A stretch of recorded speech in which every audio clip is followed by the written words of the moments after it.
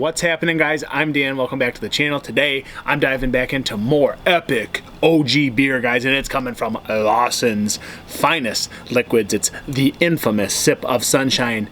Disclaimer, I've had this beer once before, just a few ounces of it. It was a shared beer that I had with my buddy, probably in like 2018. 2017, somewhere in that range. I remember enjoying it, but that was not my only beer of the day. I had several others. So again, almost like I just did my Pliny review, this is going to be almost like the original review I've ever done because I have a fresh palate.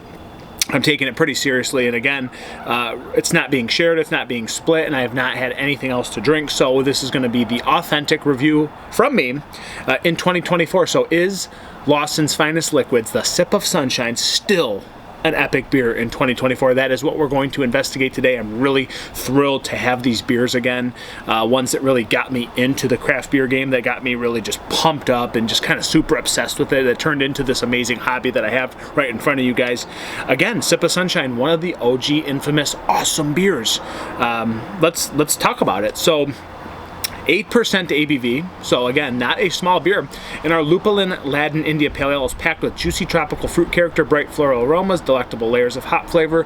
Pour mindfully, inhale deeply, enjoy a tropical vacation in a glass. Lawson's finest liquids. Our name is our promise. We protect freshness with singular commitment to cold stored, cold shipped, cold shelved, all to every beer in the all to keep every beer the freshest from breweries. To your first sip, visit us, Vermont, Lawson's finest liquids. So not super fresh, but again, I got this in Colorado. It was part of the beer haul. That was Pliny as well. I have several other beers that I will be discussing with you guys very soon. And this was the other option I have to talk about. So August 13th, 24, so not super duper fresh. Today's September 23rd. I've only had it for a couple days, so we're looking at about 40 days in the can. So is it still fresh? I would say yes, but not super fresh, right? So let's talk about this one. Again, infamous Sip of Sunshine. I feel like this used to be all the rage back in the day with, like, I don't know, Heady Topper, some other Alchemist beers. I don't know. I feel like you talked about this one a lot. Stratford, Connecticut, by the way. So let's get into this one, guys. Let's get it into the glass suit we're working with. Officially my first review. So let's go for it. And as I pour it, a little bit darker orange than I thought. But I guess, is this considered like one of the earlier hazies or dippas? The hazy dippas? I don't know. I feel like that's one of the original OG hard to find beers, or like you need to get your hands on it. So I'm really excited to try this one with you guys, seriously, if you couldn't tell. So a lot darker orange on camera. I thought it'd be a little bit more bright yellow. Looks a little bit more old school, if you will. I guess it's not a new beer in terms of recipe, but we'll see. Again, how does this qualify to our standards in 2024? You guys can see it. Nice subtle head sitting on top, pretty creamy, but not overwhelming. And again, it's a dark, like amber orange, if you will. Let's get an aroma on the Sip of Sunshine, guys. Super excited.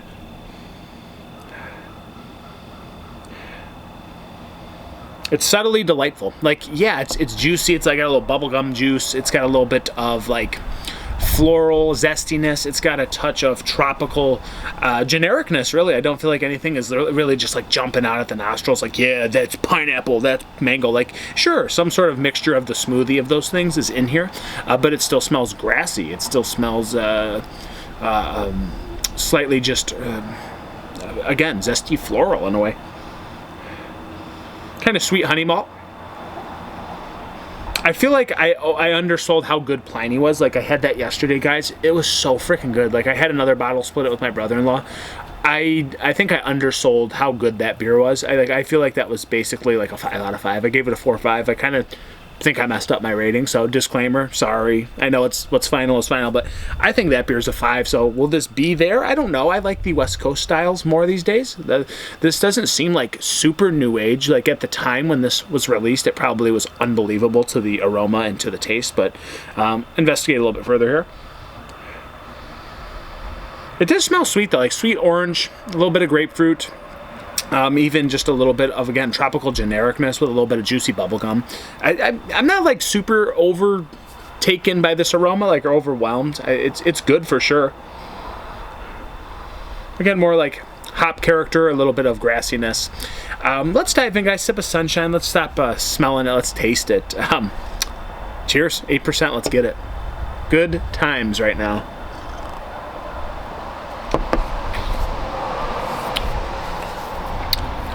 So, a lot more bitter than I would have thought. Definitely like some West Coast roots here.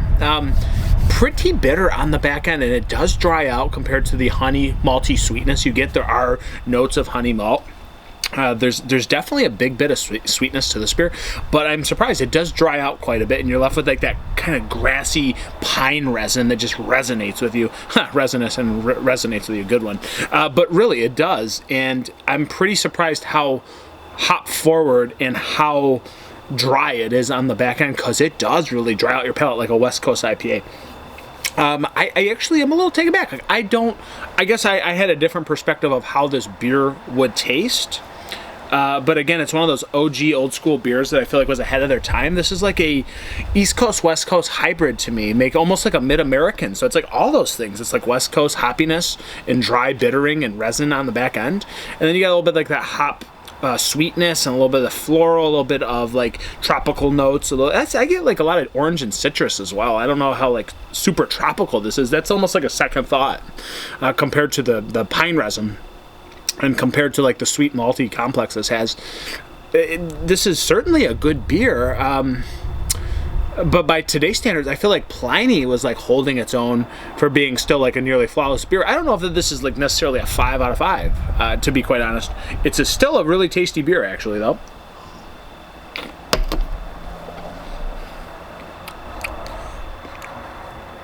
Floral, a little like diesel-y, grassy, kind of like, not hot burn, but you can feel that it's heavy. You can feel that this is 8%. Again, I'm comparing this to Pliny. It's probably not a good idea because Pliny's like flawless. This does have a nice bit of balance. Like, it does balance out the sweetness very well, but it's not as clean, right? So Pliny was 8% as well. Super West Coast, crazy dry bittering. But this one, a little bit, you can feel a little bit more of that 8%.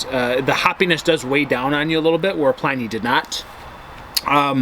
This does have like a lot of hops kind of exploding into the tongue.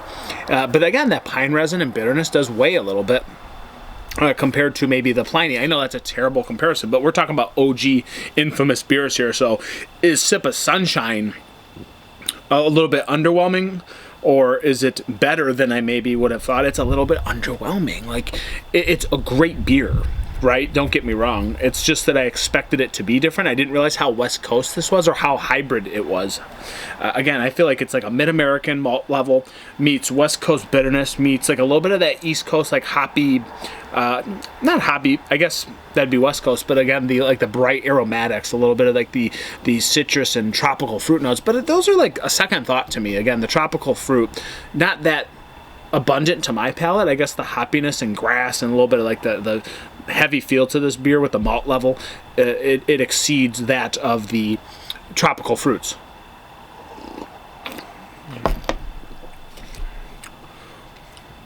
My bitterness does weigh. I get more clementine, more zest, more grapefruit rind. I would say like maybe some pineapple, underripe pineapple, very underripe, and some like peach skin, really. I mean, it's quite dry. There's really incredible balance here to get rid of that sweetness in the beginning. Again, I think it's just a hybrid of mid-American meets East Coast meets more West Coast. Like, it's a heavier West Coast beer than I would have thought for the back end. Shows you that I didn't probably do my research because I don't know a ton about this beer, but I know how infamous it was and is. And again, by today's standards, I'd say that this is very underwhelming compared to what I thought of Pliny yesterday. Pliny just exceeded my expectations, and I still wish I could go back and re-review that and give that a 5, because I think that is basically a 5 out of 5. One of the best beers you're ever going to find. This one, I think you can duplicate. This one is not as mind-boggling.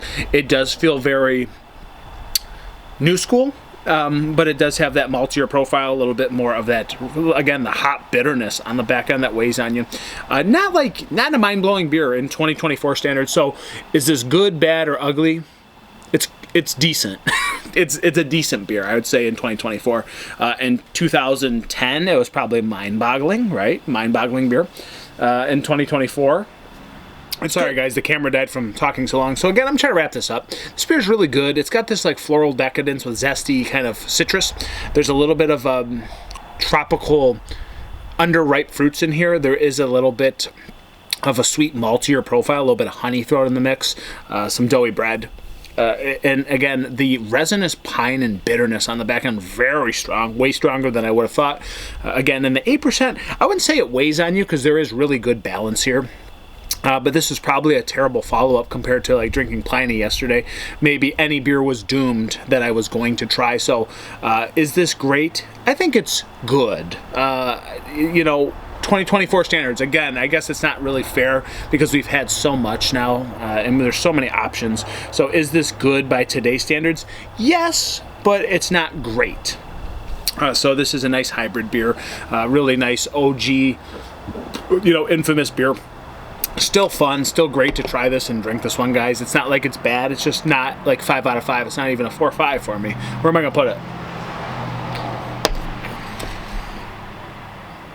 Nice layers and a little bit of complexity. It's just still a really good beer.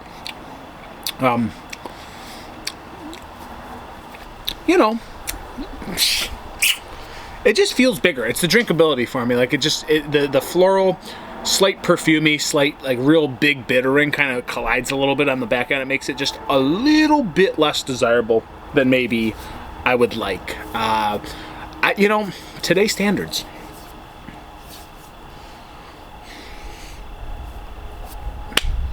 4.1 out of 5, and I feel like I'm kind of pushing to give that rating. Like I feel like this is more of a 4.